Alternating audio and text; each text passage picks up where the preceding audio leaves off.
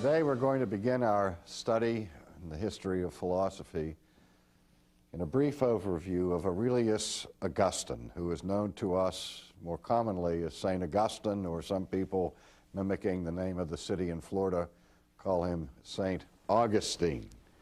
It's been said of Augustine that he is the greatest theologian, at least of the first millennium of Christian history, if not in the entire history of the church. But he distinguished himself not only for his work in theology, but also in the realm of philosophy, and as a bishop, being the bishop in the early church in North Africa, and also as a founder of a monastic order that bears his name.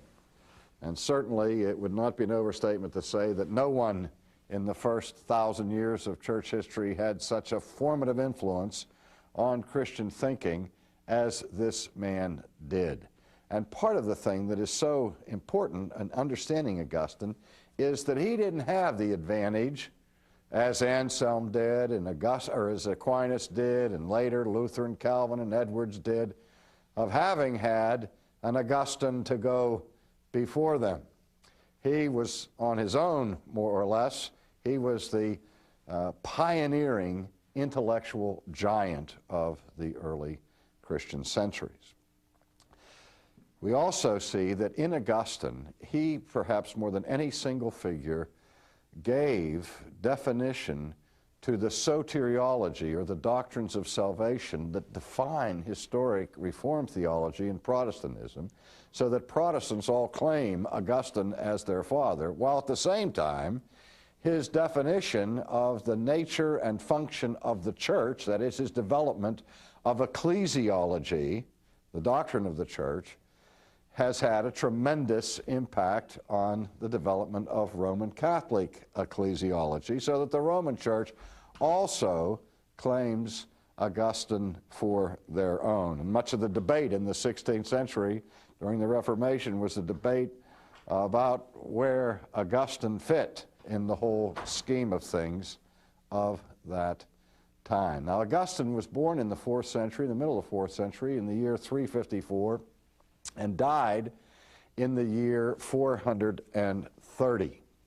And during the course of his life, he was engaged in many, many theological and philosophical controversies. As a young man, before he became a Christian, he went through various flirtations and involvement with alternate systems of thought. For a while, he joined the Manichaean movement and then became very much engaged with Neoplatonic philosophy, which he then rejected and spent much of his life offering a critique against Neoplatonism, though students of Augustine to this day sometimes criticize Augustine for thinking that he never really completely rid himself of some of the rudimentary ideas that were found in the very system with which he was contending.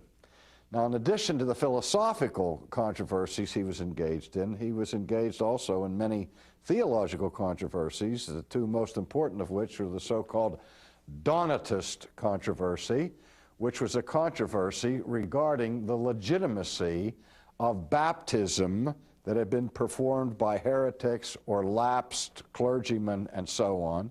But even more important was his controversy with the British monk Pelagius. And so we have that historic so-called Pelagian controversy in which the doctrines of grace were at the center.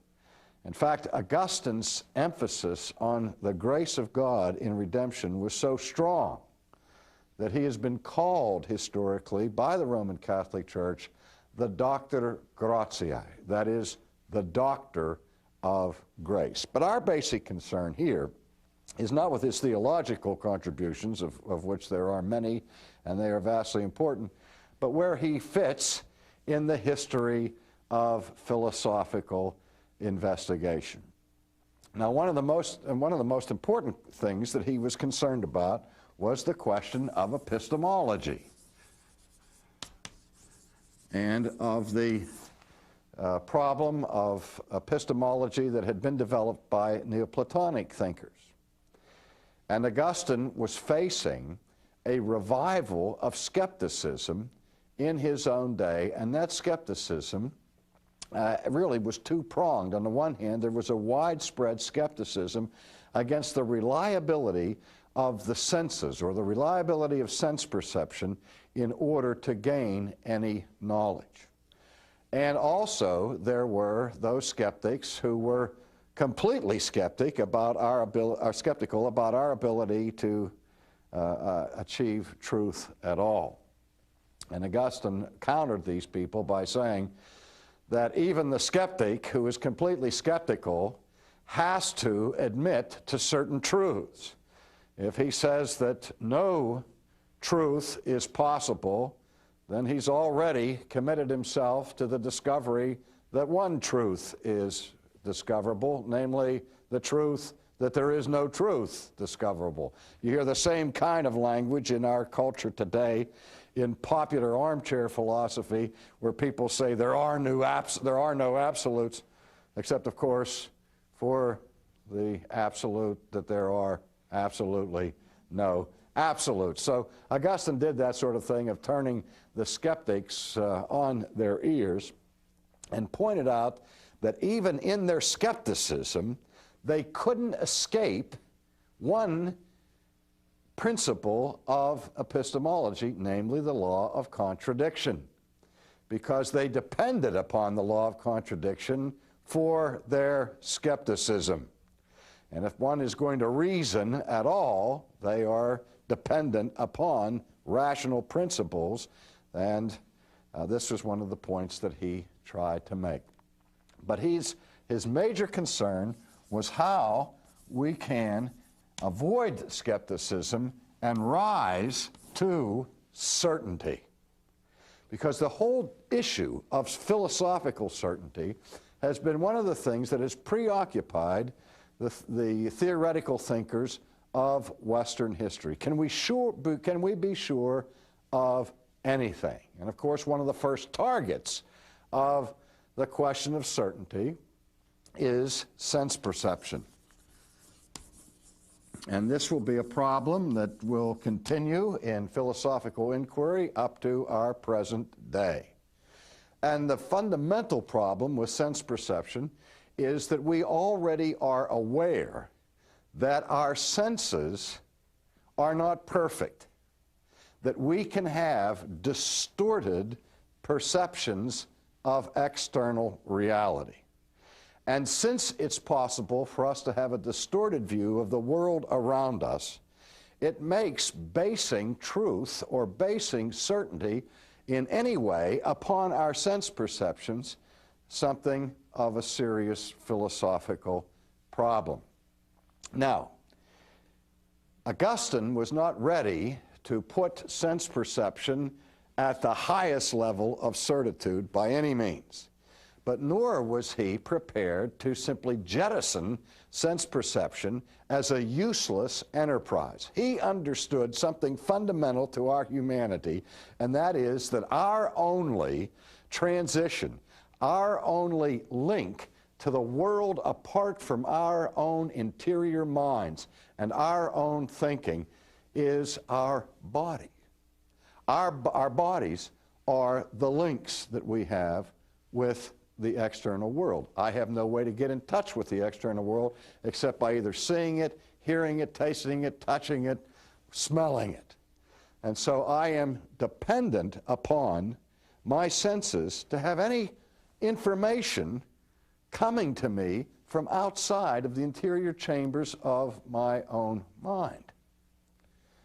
Now, if that vehicle of knowledge is completely untrustworthy, then of course I have no way of knowing for sure about anything outside of my own thinking. So Augustine took a close look at that problem of sense perception, and one of his famous illustrations was the illustration that was common to people in the ancient world, and one that I think all of us have experienced at one time or another. If you've ever been in a rowboat and you put the oar in the water and you look from the perspective of sitting there in the rowboat, you look at the oar, and of course you can see the handle of the oar until it goes into the water. But if the sky is bright and the water is clear enough, you can then see further down into the water and see the end of the oar. But from your vantage point, it looks like once the oar hits the water, it bends. Do you recall that kind of sensation? Where from the vantage point of being out of the water, you put the oar in the water, and from where you're sitting, you look and the blade of the oar is bent away from you. And so looking at that, you would say, well, I have a bent oar in my hands. Is the oar really bent, or is this an illusion caused by the water and the light and all of that? Well, if it is an illusion, and if such illusions are part of our daily experience of perception, how do we know that all of our perceptions are not illusions? Well, Augustine made a very simple distinction here, but it's one that's very important, not just at a theoretical level, but at a practical level. He said, well, I may be wrong about what the oar is actually doing, but I still can be confident that I am perceiving the oar as being bent.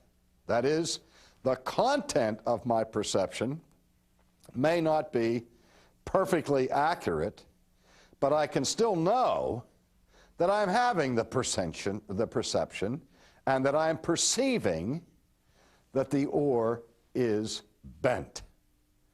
Now again, that may seem like an insignificant thing, but so often, for example, we in the clergy have to moderate disputes between people, or an argument between a husband and a wife, and you get into these discussions where you hear he says and she says, and there's a difference of opinion as to what transpired between them or what actually happened. And I know when I get into those positions, which are not very enviable positions to play the moderator in such disputes, I say, okay, we don't just have one question here. We are arguing about what happened or about what was said. And maybe we don't have any record of what was said in terms of a tape of it, and it's your word against his or so on. But we know this, that something was said, and you differ as to what was said. So that's one problem that we have to get at. What was said is part of the actual reality. But that's not the only thing you're dealing with. You're also dealing with the perception of the reality. I may say to you, I don't believe that's what you said. I may be lying about that, but I may actually have an error in my memory or whatever, but I actually believe that you said something different from what you say that you said. So that my perception of what happened differs from yours. Now, some people, the relativists, come back and say, well, that's the only truth there is, the truth of perceptions. And so something can be and not be at the same time in the same relationship. If you said that it didn't rain and I believed it did rain, well, it's true that it both rained and it didn't rain at the same time and in the same relationship. No, it either rained or it didn't rain. But what is both true here in this case is you believed that it rained. I don't believe that it rained. So we both, though we have differing perceptions, the content of the perception is part of the reality. That is, let's say that the reality is reality X, objectively. And we disagree as to what that reality is. We have Y and we have Z. Two different perceptions of X. Now, that there are two different perceptions are part of the reality. And that's the second aspect that we have to deal with in debate and in disputes. But then there's a third element that's always important to human relationships, and that's how we feel about the perception. So you're dealing with two people that are angry with each other. So I got three realities. What happened is the first one. The second one was what you perceive to have happened. And the third one is how you feel about what you perceived to have happened. And so it becomes very complicated. Now, Augustine is probing this sort of thing, and he says, a man who has just come out of the shower and steps into an air-conditioned room says, oh, it's cold in here. Where the other man who has stepped off an iceberg walks into the room and says, it's warm in here. Well, is it warm or is it cold? We don't perceive color the same. You like tomatoes, I don't like tomatoes. Can we agree that tomatoes taste good? Well, they don't suit my taste, but they do suit your tastes. And even though we may not be able to agree on the objectivity of the taste or of the color or of the degree of heat or coldness, we can still have awareness of our perception. Now, so Augustine is trying to avoid full skepticism and to reconstruct what we will see later in the history of philosophy, the important assumption of the basic reliability of sense perception, without which, as I said, you have no access to the external world. But Augustine did not rest with sense perception because he recognized that there was a difference in terms of the level of certainty that can be achieved between sensory experience and what we might call today the formal level of knowledge, or rational truths, or to make it simple, mathematical truths. We can be certain that 3 and 3 are 6. And they will always be 6, and they have always been 6. We're not talking about 3 apples and 3 apples. We're talking about the formal concept of the relationship between the number 3 as it is added to another number 3 and to the sum of the two, which is 6, which is simply a form of symbolic logic when we reduce mathematics to that point. So, following Plato and his theory of forms and so on, Augustine agreed that there is a higher kind of certainty that comes from the mind or the soul, from rational truth. But he was by no means a simple rationalist in the sense that he thought that the only truth that could be learned would be that truth which was deduced by naked human reason. Rather, the highest level of certainty he was concerned to find not as an abstract philosophical goal, but Augustine was very much concerned about human happiness. But not in the level that was found among the Stoics and the Epicureans, who were just looking for philosophical peace of mind. But really what Augustine was searching for was the supreme happiness of the soul that is found in beatitude, a beatific happiness. And I put quotes around the word happiness when I talk about Augustine because we have such a cheap use of the term happy. We talk about happiness as a warm puppy, or happiness as making a birdie on the green. No. For Augustine, the ultimate happiness is a knowledge of God. And that, more than anything else, was what he was searching to discover. Now, in the process, as an apologist, he worked out certain arguments for the existence of God. But what he was basically saying was this, that in the first instance, if the mind recognizes that certain truths are objective, necessary, and eternal, such as the truths of mathematics, such as the truths of logic, the formal truths of which I was speaking a moment ago. That there must be, according to Augustine, an immediate recognition that there has to be some foundation for these eternal truths.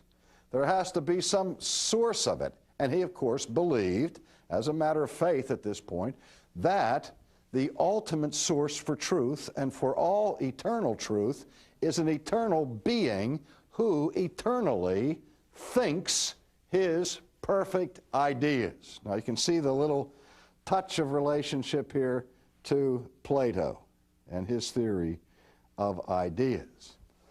But he says that if any truth is eternal, such as the truth 2 and 2 are 4, or 3 and 3 and 6, or 6, that implies a knowledge of God. That doesn't mean that gives you a personal relationship with God, but rather we get in touch with the content of God's own thoughts. That is, for Augustine, you can deny God religiously, but you can't deny him philosophically if you allow for eternal truth.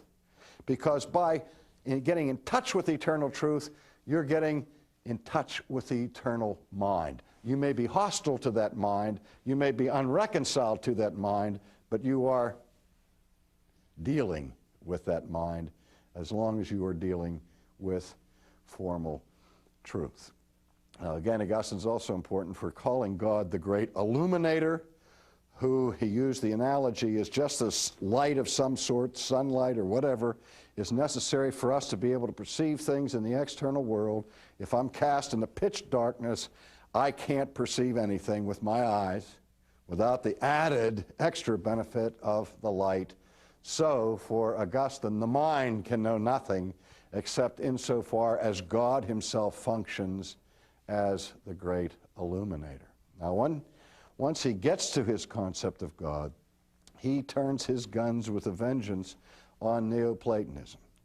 Because part of the problem with the Neoplatonists and other Greek philosophers was that they saw the world as a necessary extension of the being of God, denying the free, voluntary work of creation by God, and leaving them caught up somehow in some or other form of pantheism.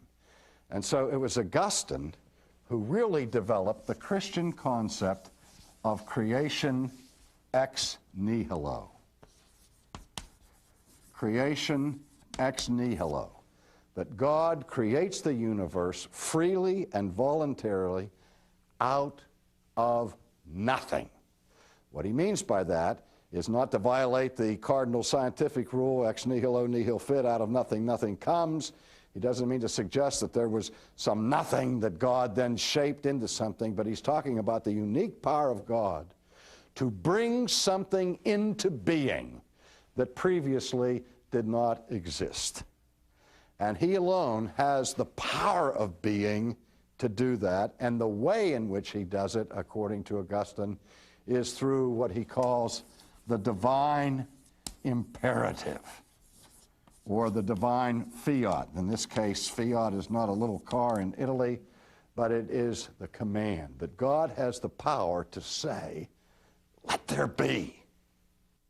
And by virtue of the sheer creative power of this one who is the eternal source of all being, that he can bring something into being that previously was not.